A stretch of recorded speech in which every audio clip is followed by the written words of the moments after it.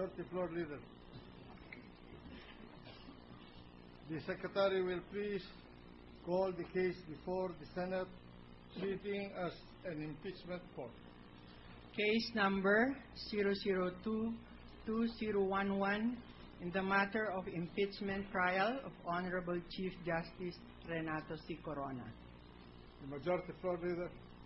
Mr. President, Your Honors, we are now ready to hear the statement of the Senate President.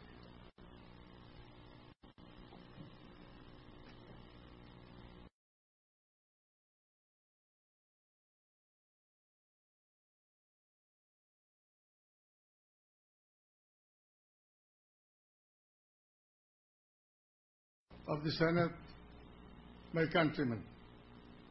Today we begin to perform a solemn task that the sovereign people, through the Constitution they ordained,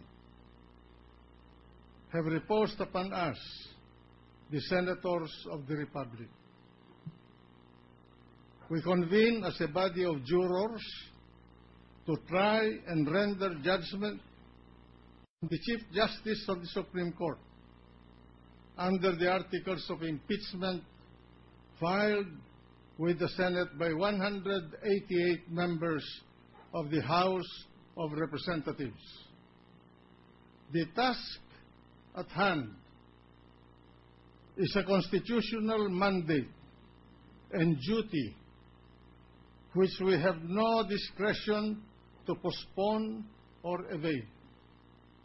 As jurors, it is our obligation and responsibility to closely and diligently examine the evidence and the facts to be presented before us, to determine whether such evidence and facts sufficiently and convincingly support the charges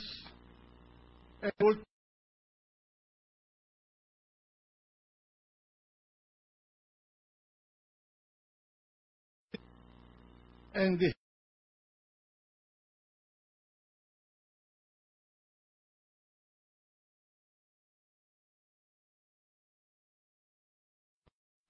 elected or appointed, that include the President, the Vice President, the members of the Supreme Court, the members of constitutional commissions, and the Ombudsman, who, unlike the rest of the public officials in various positions in government, may only be removed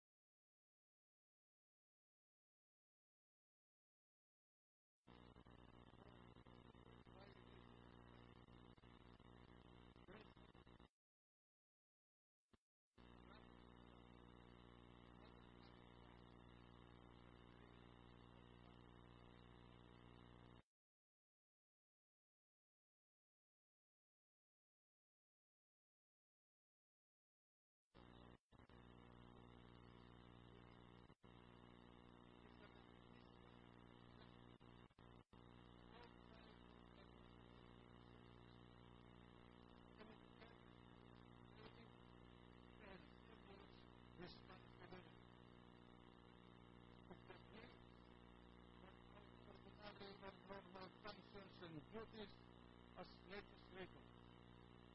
The House of Representatives impeaches on the basis of its determination of the sufficiency of the charges both in form and in substance, and of the existence of probable cause, while the Senate bears sole responsibility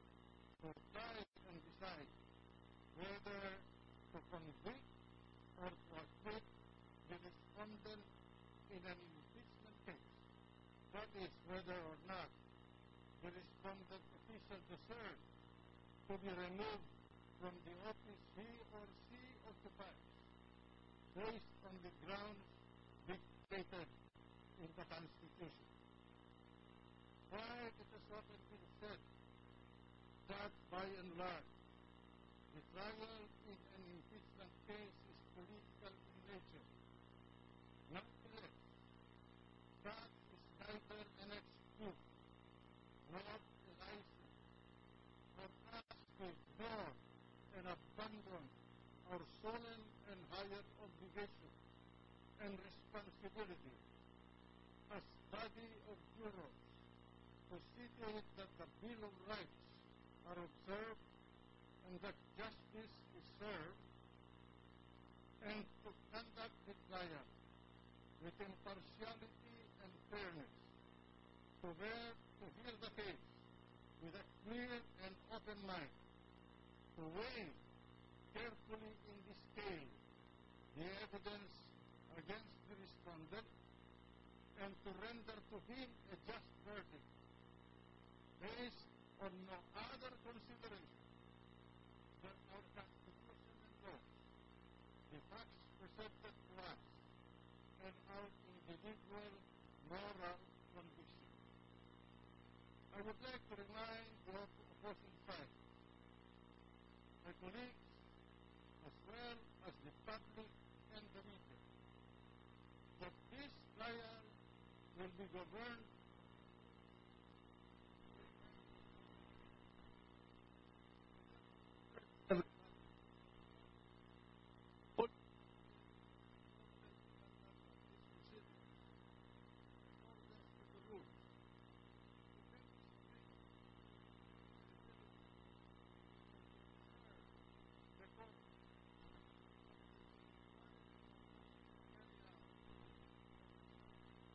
with dispatch, with honor, and with dignity. As I preside over this impeachment trial, allow me to assure one and all that I am committed and determined to see to it that this process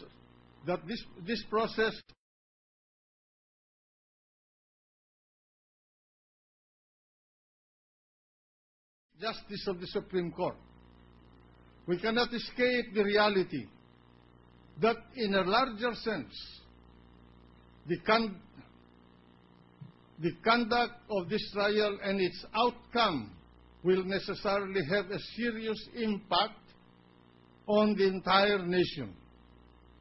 Its success or failure to achieve the purpose for which the Constitution has provided this mechanism as part of our system of checks and balances and of public accountability may spell the success or failure of our democratic institutions, the strengthening or weakening of our sense of justice as a people, our stability or disintegration as a nation, and the triumph or demise of the rule of law in our land. The people's faith in the Senate of the Republic, the image and the very fabric of our nation, and our democratic system are at stake. Let us all take heed of the seriousness of this challenge and invoke the divine guidance of the Almighty God to enlighten our minds and guide our conscience in discharging faithfully our sacred duties.